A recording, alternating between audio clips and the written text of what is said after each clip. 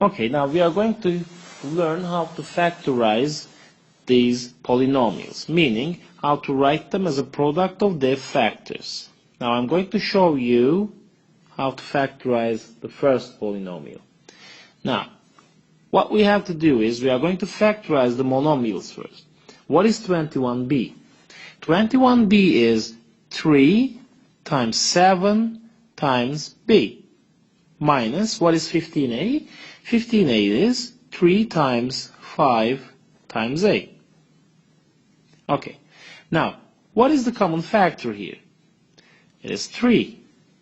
In both monomials we have 3 as common factor, so I write it outside the brackets and write the remaining inside the brackets as 7b minus 5a. So this is the factored form for the polynomial.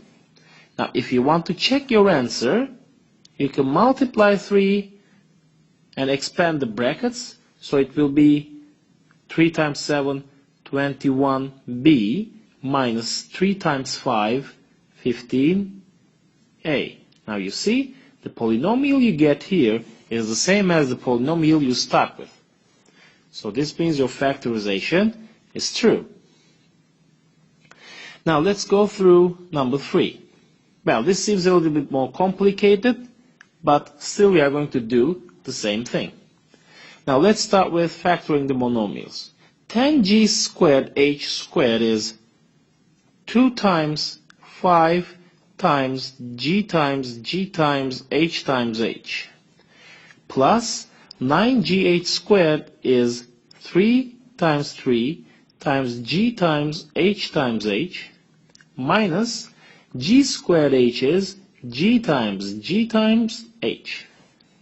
Now this is how we factorize the monomials. Now let's find the common factors. Now from numbers there is no common factor. For g's I have only one g in common.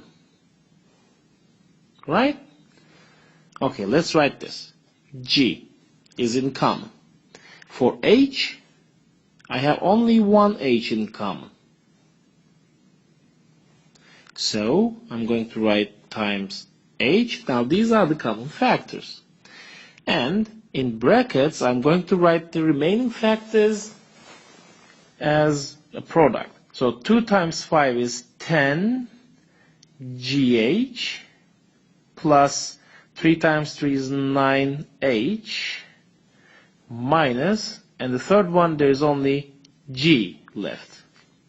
So this is the factored form for number 3.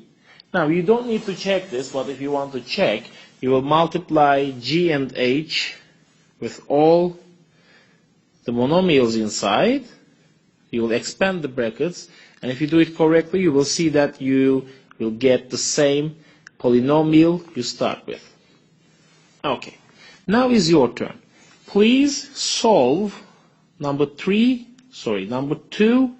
and 4 and show me to check your answer.